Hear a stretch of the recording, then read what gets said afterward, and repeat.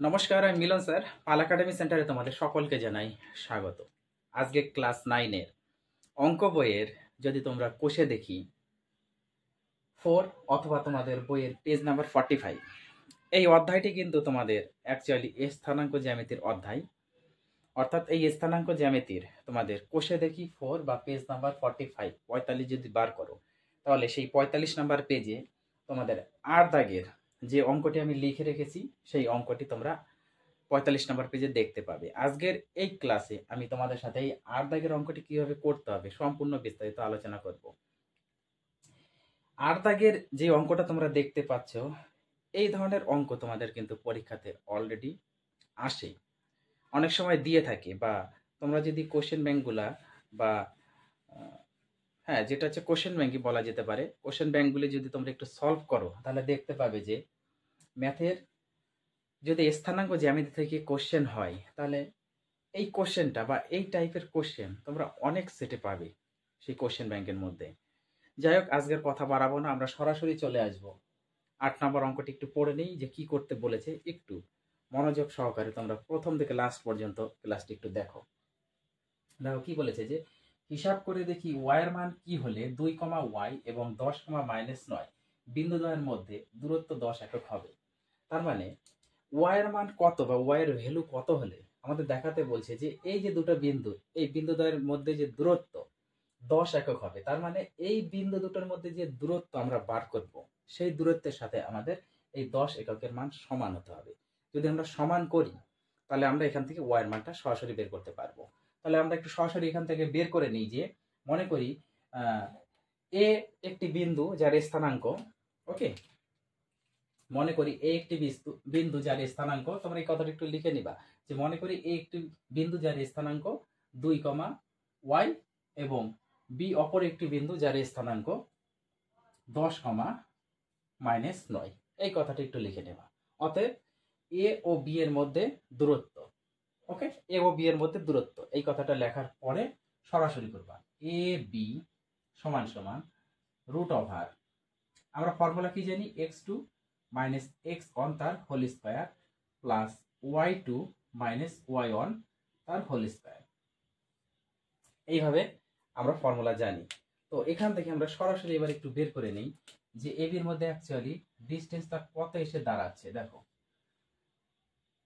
x2 মানে 10 থেকে আমাদের 2 বাদ যাবে, তার মানে 10 - 2 তার হোল স্কয়ার, কারণ x2 - x1 প্লাস এবার y2 মানে হচ্ছে আমাদের -9, আর এখানে একটা মাইনাস আছে, আর এখানে আমাদের y হবে, তাহলে মাইনাস বসে y তার হোল স্কয়ার। ওকে, তার মানে এ বি সমান সমান, এটা যদি আমরা একটু যোগ বিয়োগ করি, 10 থেকে 2 চলে গেল 8 তার হোল স্কয়ার প্লাস এটা যা আছে থাক -9 - y তার হোল স্কয়ার হিসাবে যদি আমরা একটু রাখি তো থাক, কোনো অসুবিধা নেই। পরের লাইনে আমরা যদি এ বি ইকুয়াল টু আর একটু ভাঙিয়ে নিই তাহলে সুবিধা হবে কি, 8 8 64 64 হয়ে গেল, প্লাস এটা যদি আমরা a - b হোল স্কয়ারের ফর্মুলা একটু ফেলি, কারণ আমাদের এখন ফেললেও ফেলতে হবে, এর পরে ফেললেও আমাদের ফেলতে হবে, তাহলে আমরা এখান থেকে একটু ভাঙিয়ে নিই। এটা যদি আমরা ভাঙাই তাহলে আমরা পাচ্ছি কিন্তু a স্কয়ার, a মানে প্রথমটা তার whole square plus sorry minus হবে, ফর্মুলার মাইনাস, কারণ a - b whole square formula পড়েছে, ফর্মুলার মাইনাস 2 ইন্টু a বলতে আমাদের -9 চিহ্ন সমেত ইন্টু b বলতে আমাদের y হয়ে গেল 2ab, ফর্মুলার প্লাস বি স্কয়ার মানে হচ্ছে আমাদের y লিখে তার হোল স্কয়ার, বুঝে গেল। তাহলে এই হচ্ছে আমাদের a - b হোল স্কয়ারের ফর্মুলা হিসাবে কিন্তু আমরা এখানে ফেললাম।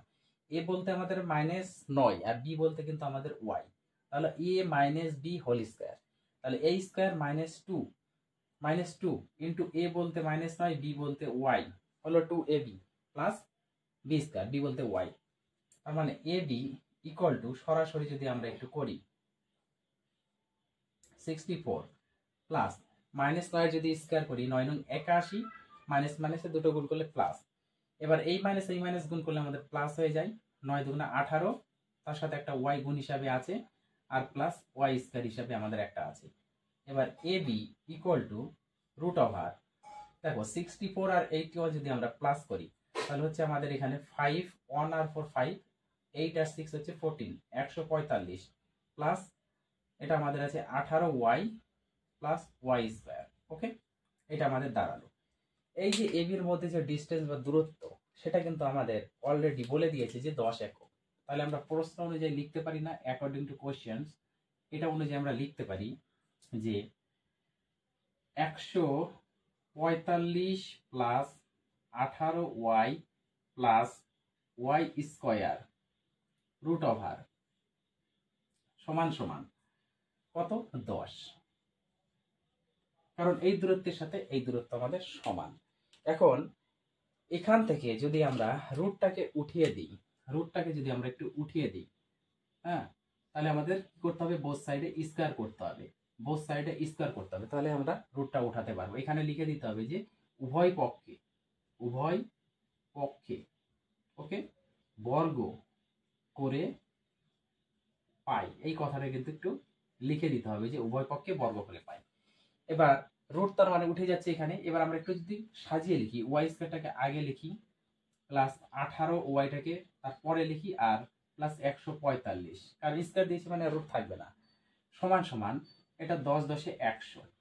ওকে, পরের লাইনে y square plus 18y plus 145, আর 100টা যদি আমরা এদিকে নিয়ে আসি তাহলে মাইনাস হয়ে যাবে, -100 ইকুয়াল টু কিছু নেই মানে 0।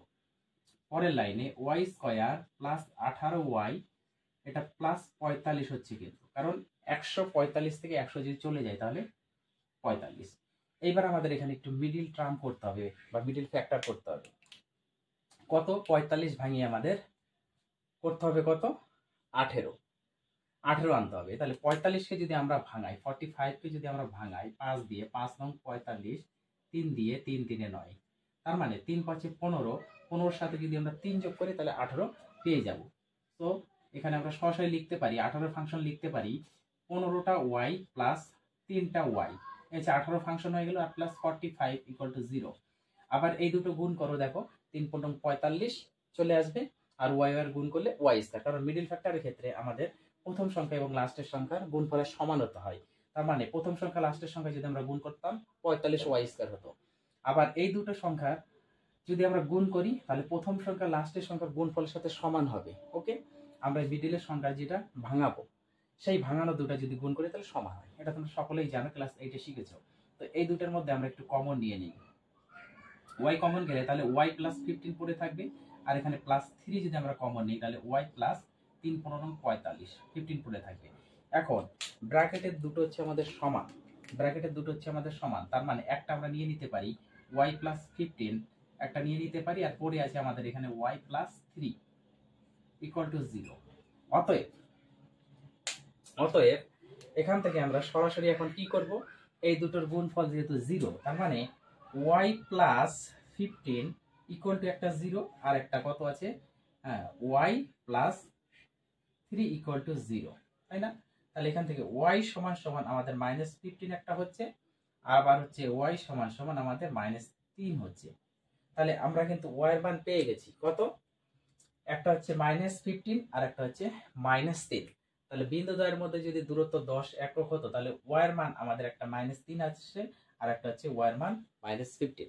তার মানে আমরা এখান থেকে দুটো মান পেলাম, y এর মান আসবে -3 আর একটা আসবে -15।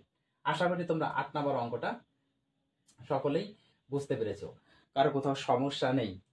তো এই অঙ্কগুলি তোমরা একটু প্র্যাকটিস করো, আমি আবার আসবো পরবর্তী পার্ট নিয়ে। তাহলে আজকের মতো এখানেই শেষ করছি।